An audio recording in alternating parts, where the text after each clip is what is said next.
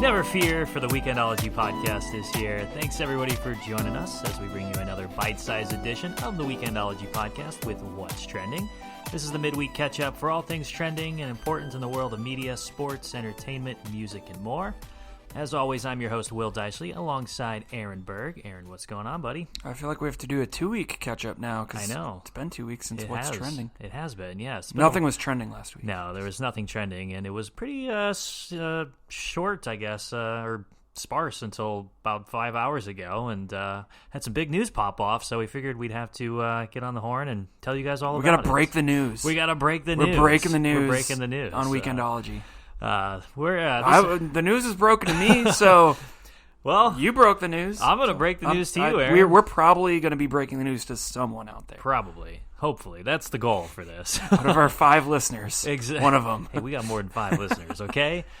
This episode's in collaboration with Colin Kessler and the Big Red World. They're a podcasting publishing website with some good podcasts like 6 Drunk, 1 Sober and The House That Rick Built. Be sure to check them out on Twitter at Big Red World, and their website is bigredworld.org. And don't forget to check us out on Twitter as well. We're at Weekendology Pod. We got Apple, Spotify, iHeartMedia, everything else to give you all the news and breakdowns. We break news on our Twitter exclusively. We do, exclusively. You give us a follow, you'll get some exclusive news. You will, so you'll get some great stuff. So, Aaron, thanks for joining us. My pleasure. On this What's Trending Happy episode. To be here. I appreciate you, stopping by too. Stopping by the studio. It's got to keep it going for the fans, and lots of things happening. Mega behemoth entertainment Disney CEO Bob Iger is gone. Yeah, that's amazing. Broke that news on Twitter. So. All right, so I feel like everything we're talking about this episode is news to me within like 5 minutes ago. Yeah, so Aaron doesn't follow any like newsworthy things or just lives under a rock. If you watch SpongeBob, he lives under the rock that Patrick lives in. So yeah, I'm like Patrick. Exactly. That's a good person to starfish to model maybe yourself it's after. Time to start following some news updates, but this is why I'm here for you. This is why we I'm do. not a Krusty Krab. This is why we do What's Trending, to keep you up to date, Aaron. Yeah, pretty much. That's the sole purpose, because everyone knows, and then I'm just like, oh wait, what? Exactly. When I saw this, though, I was kind of blown away. I was like, oh man, this is really noteworthy stuff. Long tenured CEO of Disney, Bob Iger, steps down as CEO. Bob Chapek, keeping it within the family for Bob. Gotta get the Bobs going. He recently served as chairman of Disney Parks and Experiences and Products. He's going to take over for CEO, effective immediately. So did you know what happened? Was there a story behind this, or is it still developing? Yeah, so he's been kind of thinking of retiring and stepping down over the last couple years. Isn't he fairly young? No, I think he's like maybe in his 60s or something, maybe late 50s or something. So he's not super young. It's not ancient. I feel like that's the general it's not age like Warren for a CEO. Buffett age, where he's like 80 years old right. or something. So to be a CEO, especially of Disney, you're gonna be putting in some time there. So, but he's not going away altogether. So he's staying on as executive chairman through 2021. He's still going to be active within Disney, but he's no scandal. No scandal. Okay. But relinquishing all the day-to-day responsibilities to Bob Chapek. Did you know that Bob Iger is only the 7th CEO in the history of Disney's existence since the company Is that started? Counting Walt Disney? That's counting Walt Disney. So it was like Disney, and then like Michael Eisner was CEO. Like I remember Bob him. Iger was. So it just goes to show like how solidified they are as a company. And I mean, I guess that's about one every 10 years, though. Yeah, think about it. Well, Michael Eisner served for like 22 years, I think, or 21 years before, and then Bob Iger was 15 years or something. So I don't know who it was before Michael Eisner, but I was thinking we need to get Willie McKenna on this for a future episode. He could tell you every single CEO and everything about them and their backgrounds. He's an Imagineer. He's probably crying right now. That's why we couldn't have him on today, because he could be crying and maybe sad. I don't know. Maybe he's known about it for a while. So he's a buddy of ours info. Who lives out in California. He works for Disney, but he's the biggest Disney fan, and not that he was in the running for the CEO and just missed out this time. Wow, just missed it by that much. But just to give you a rundown of Iger's legacy and what he was able to do, he was important, or in charge of pretty much bringing Disney into the entire. You're gonna start that off with he was important. He was important in bringing them up to like being like the mega behemoth that they are. Try and guess and see what like some of his accomplishments are, Aaron. I don't know much about Disney. I don't even have Disney Plus. Oh man, as previously discussed. You are not. Let's see. I'll take a stab at this one. His accomplishments. I'm gonna say breaking the record of like annual revenue. Yeah, he's probably done that once or twice before, but was instrumental in the acquisition of Fox and all its entities. Huge merger. That was a $71 billion acquisition. The man is made of money, and he knows money. Yeah. He was successful in the launch of Disney Plus, as you don't have. You're not part of the 26 million subscribers that is out there, so you'll never know the true joy of Disney Plus, Aaron. I won't. I don't have any joy in my life because I don't have Disney in my life. I guess not. It's the happiest place in the world, isn't it? It is the happiest place in the world. So, allegedly. I don't know. Maybe corporate greed is always happy. Willie McKenna on that one. He was helpful in purchasing Marvel to form Marvel Studios. Okay, I feel like an idiot for not getting these now. I knew all this stuff. That was worth $4.24 billion. Is now like the biggest box office franchise ever. Yeah, he was. That's incredible too. Like just these established companies. I mean, what did he purchase that from? Stan Lee. Yeah, I mean, so like he purchased Marvel's rights to bring like their movie rights over. But how does that go down? All of their entities then. So Marvel was its own separate company for a while up until like I want to say like the 90s. They sold off a lot of their rights to recoup some of their losses because they were in financial trouble. And then Marvel came in and bought the rights to Disney came in and bought the rights to all of Marvel. Oh, okay. So it wasn't Stan Lee running it anymore. No, okay. He was just creator of some of the characters, and he was pretty instrumental in helping Marvel succeed. But he wasn't like owner or anything. Oh, okay. I mean, that was like a $4.24 billion deal. He was instrumental in purchasing Lucasfilm for $4.5 billion. That's also equally crazy. Exactly. I mean, look at all these these established, just behemoth franchises that he's just coming and buying. That was back in 2012. I own all of it. It's all the Star Wars movies that you hate, Aaron. It's amazing. Yeah, he's responsible for bringing in the new Star Wars. He kept trilogy. Ruining Star Wars. He kept ruining. He continued Star Wars. George Lucas's legacy of ruining Star Wars. There you go. But George Lucas can ruin it it's his deal. Well, he started the first three, anymore. and then I know, but he sabotaged it with the prequels. And so it's like, he's allowed to do that. That's perfectly fine. Bob Iger can't just come in and keep ruining them. I mean, he did, because he's going to say... So you admit he did keep ruining them. He said that he was going to release a Star Wars movie every year now until the end of time. So I'm glad he stepped down. He's gone. He's gone now.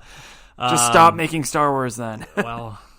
Go say that to all the Star Wars nerds and fanboys. So, can't we just appreciate what we had? You'll get Darth mauled into non-existence. They should. Okay, I will say they should bring him back then. Well, he was pretty cool. Yeah, they did bring him back in like one of the animated shows that they did, but it's so funny too because he was barely in the movie. If you go back and rewatch that, for people know Darth Maul just as well probably as Darth Vader. And Darth Maul's barely in the movie. He's only got a couple lines. Maybe. I'd say Darth Vader's a little bit more widely known. Yeah, but that's because it's originals. But, like, people know who Darth Maul is. Well. If you went through villains, name Star Wars villains, they would definitely put those two. Or if you showed a picture of him, people would say we'll do Darth a Twitter poll and see what first Star Wars villain I'm not saying he's more popular, but he's up there with Darth Vader. To appease Aaron here. I'm just saying he's up there with Darth Vader because Darth Vader... he's James Earl Jones. All right, I believe they gave him so many lines, and so much screen time. Darth Maul. I feel like you're a conspiracy theorist against Star Wars here. You don't like it. I'm just pointing out it's funny how popular he is. Yeah. I mean, he made something from nothing. That's all I'm saying. All right, I believe you. He created a role. Whoever played him. Speaking of making something from nothing, Bob Iger also helped Disney Parks and Experiences and the real estate properties go from zero to nothing as well. So we understand. This is a big. So this dude's pretty big, yeah. So he helped actually acquire Pixar too. So pretty much think of every media entertainment conglomerate and franchise and everything. Did he acquire that from Steve Jobs? Wasn't that a Steve Jobs thing? Pixar? Don't know. Did Steve Jobs start Pixar? I thought he did. I don't know. Or had a part in it. Maybe he did. and now Bob Iger owns it. I'm pretty sure, but not anymore. I mean, I know nothing, so I don't know. Maybe you're like I didn't even know Bob Iger stepped down until you told me. So. Well, there you go. See, we're literally breaking. So news don't blame me if I'm totally wrong. Here. I just think Steve Jobs had. So what do you think is going to happen next for Disney? Is this kind of the end of their... It's the end of Disney. Shut it down. Just shut it all down? Shut it down. It's done. Do you think they're going to be still as relevant or as big as they are? Can they keep that momentum? Yeah, of course. Like, you just rattled off all the stuff they bought. They're fine. But can the new CEO do anything even better? He has Can he top all that? It's fine. He's going to be fine. You literally could sit and do absolutely nothing and just let those franchises run. Because Marvel, it's the Eminem effect. Eminem put out Relapse. I don't think I'm aware of this effect or phenomenon. All right, so educate me now. Drop some knowledge on you. This is because I'm telling you, all I know is sports and music because that's all I follow on Twitter. So that's the only news I get. Okay. But Eminem put out Relapse, terrible album. It sucked. It's awful, and people just went crazy for it. And then he came out later, and it sold, I don't know what it sold off the top of my head, but it did what, like, the rest of his albums, it was in line with those. It was successful. And he came out years later and was like, I didn't even try on that. Like, I was high when I made that. It was just junk. I didn't even try, so... No, he fully admits it. And he admits it. The album's just garbage. Wow. And he partially, like, he did that on purpose because he knew. He's like, well, whatever. I can make this. People will buy it. It doesn't really matter at that point because his brand was built. And, I mean, that happens all over the entertainment industry. And I think that's what's going to happen with Disney, where they're not going to try. And I think you've already seen it with, I've said this before, but it's true. You look at the Star Wars franchise. You look at your beloved Marvel franchises. You look at these franchise of all time. You look at these franchises, and, like, they're not creative. They coast on... I wouldn't say they're not creative. I'd say they're not as creative individually... as, like, They have certain creativity things here and there, but you don't watch them. You're like, wow, maybe it's the same formula. Yeah, I just think they're winning awards, and they're people are going to see them because the brand is built, not because you could put out an average movie and people will still give it the credit and say, oh, it's up there. Oh no, it's one of the best. Just because they love the Marvel brand, they love the Star Wars brand, they love the Disney brand as a whole. True. And I think, this isn't just opinion, it's all subjective here. But, like, if you look at how they create these, they are doing the same thing. And you can see that. And I think, which is fine, it's business, they know people will go see it. And I'm not saying they're putting out garbage, I'm not going that extreme. But they're not trying as hard, and they're putting out just, whatever they can get their name out, and they can rest on the same casting or the same voiceovers or the same general plots, and people will go see it and they'll still make money. There's never going to be a day, because they got so big and they acquired so much, there's never going to be a day where they're like, wow, we're really hurting. We're going to get acquired because people really stopped watching our stuff. Disney will, I think, continue to buy up other companies instead of that ever happening. And because that's a testament to building your brand. Yeah. I think there's some competition, though, like Apple stepping into a lot of the entertainment industry with some of the new Apple TV. And, Disney does own pretty much... It was like Disney, Google, and Apple are pretty much the three main right. Yeah, there's own the world. Of course, there's always competitors, but I don't think a new CEO coming in is really... there would have to be some kind of scandal or something bad, right, to make the company look bad and people not trust them. But they've built their brand so much that they have that leeway to... Even, stock prices fell a little bit after the announcement earlier today, but that's super early. People that's freaking just out. People freaking out about it. So I agree.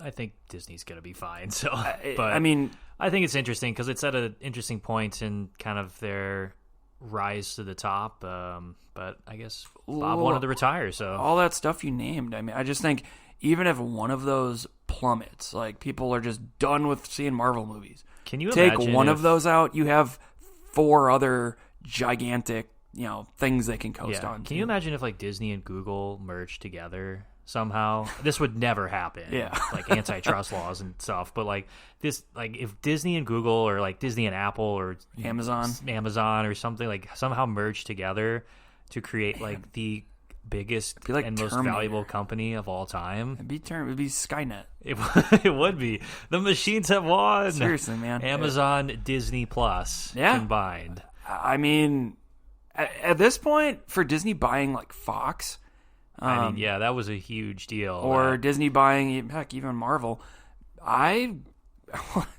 In the next 75 years, I wouldn't put it out of the realm of possibility. I'm not saying it's going to happen, but I would not say it's impossible. I would say it's possible, like one company owning like pretty much all of the entertainment. I think Disney will buy Netflix. Way.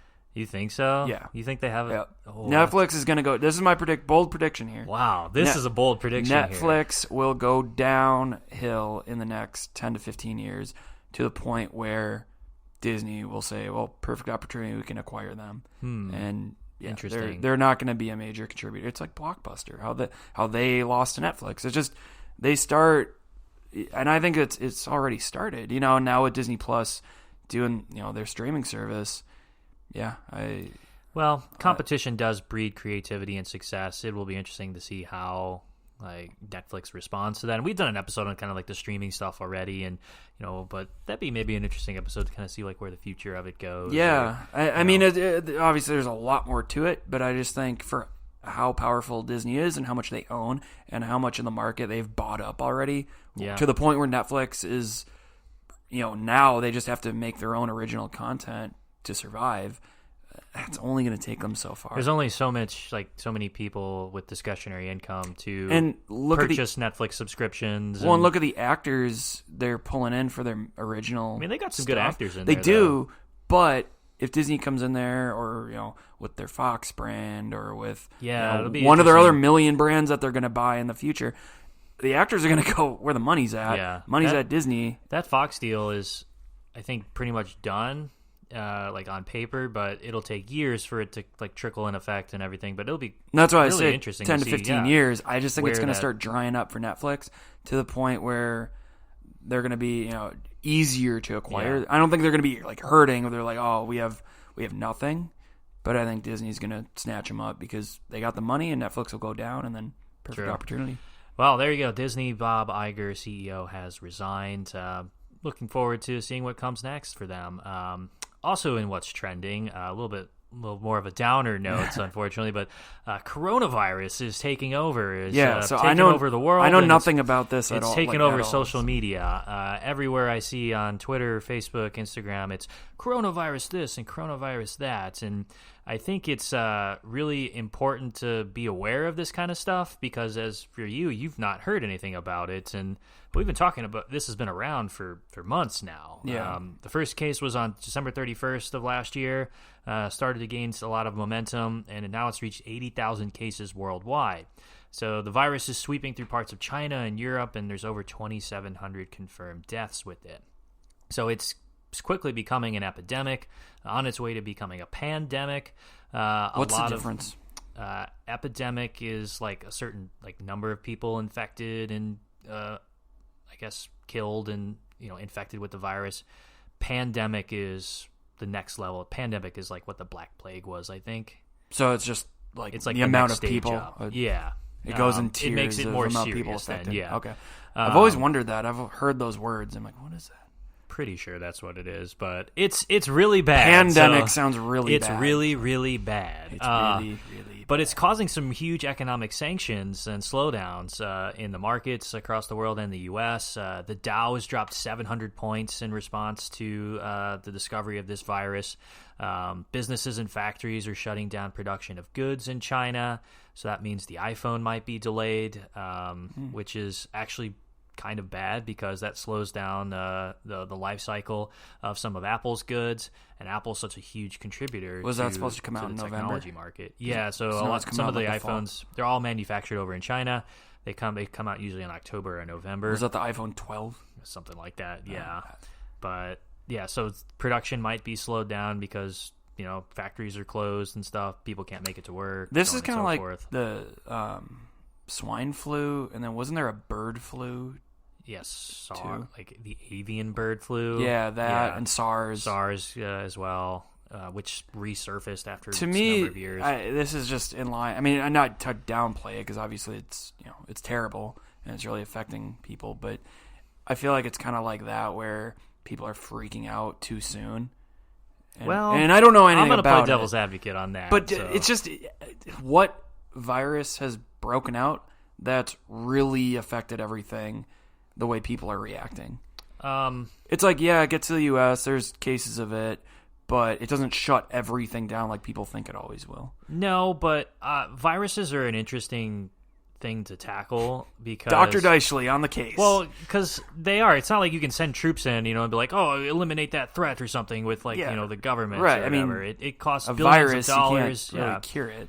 You can come up with a vaccine. It takes, they said it could take 12 to 18 months to come up with a vaccine. And it's like the flu, right? Yeah, it's like a pneumonia-based flu, but it attacks your chest and lungs and respiratory system. From animals, or do they know? I don't know. I don't think they really have traced the origin of it yet. But that's the thing about viruses, is that it can come from one thing, and you think it comes from somewhere, and then it actually comes from somewhere else because it mutates and camouflages and changes its shape and everything. So it's very difficult to combat these types of things as well.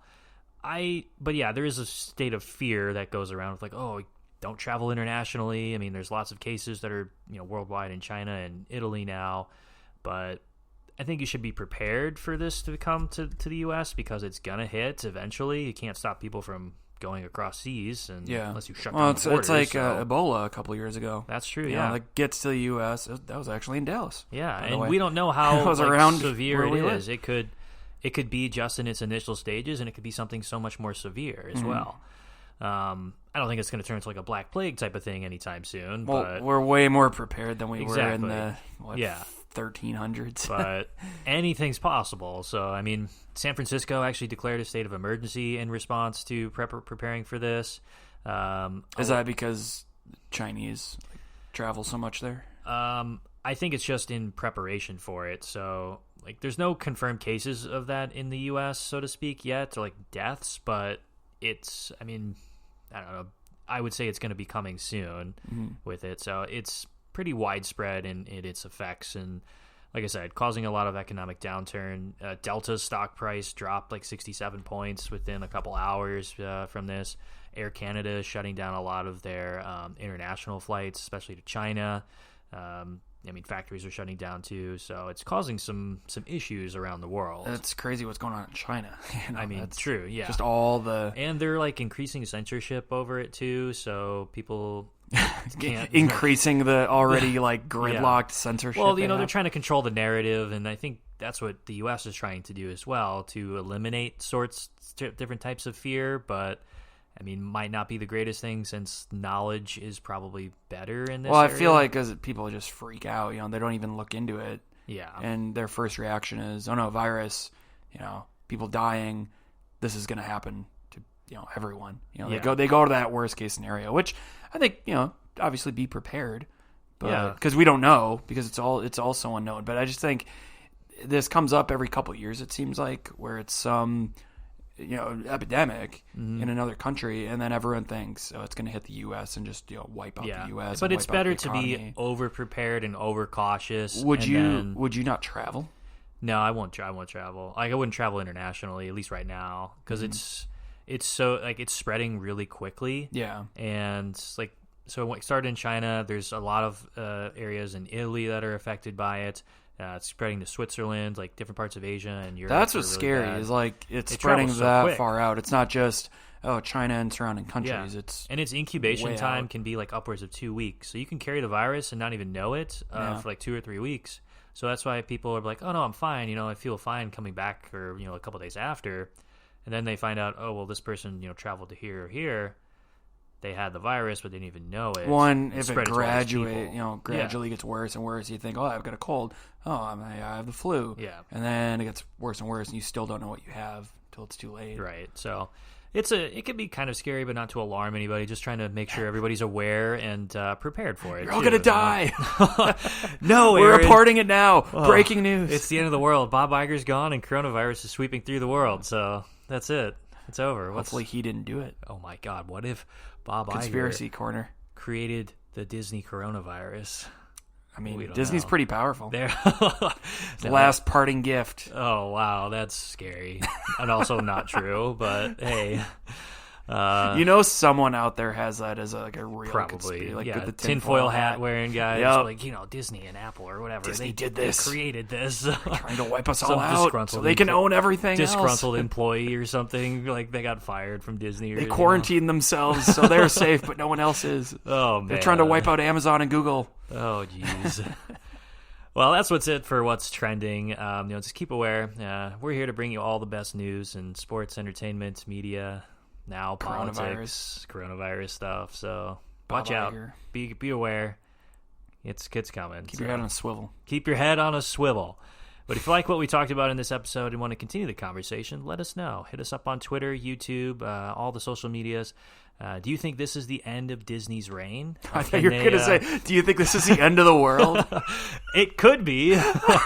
We don't know. The way you react. Oh, man. Are you prepared for coronavirus, though, Aaron? Are you going to I'm ready. Wear a hazmat suit and gloves and I eliminate your travel? Start. I mean, like I said, we're in Dallas, and Ebola came here, right around the corner from us, the hospital by us. So that's true. You can never be too careful. Exactly. So there you go, Aaron. Yeah, I'm gonna bear down the hatches. There you go. Ready. I swear, the thing you do with your hand there, Will cupped the air with his hand. This is for dramatic effects and everything. Is this the end of the world? Is this the end of the world? It could be. No, great kidding. We want to hear what you guys have to say, though, so follow us on Twitter for all the best news updates. Check us out on YouTube. We post podcasts there every week. If you got any ideas for topics we want to cover in our podcast, give us a ring. We'll be happy to, take those down. And we giving our phone numbers out now? We'll give our phone numbers, yeah. We're desperate. Call us. We're desperate. Check us we out. could have a hotline. We could have a hotline. We do have a business email, so if anybody wants to, for business inquiries, you can reach us. It'll be in the description below, so check it out. Professional. We got new episodes every Friday, so until then, we'll see you guys next week.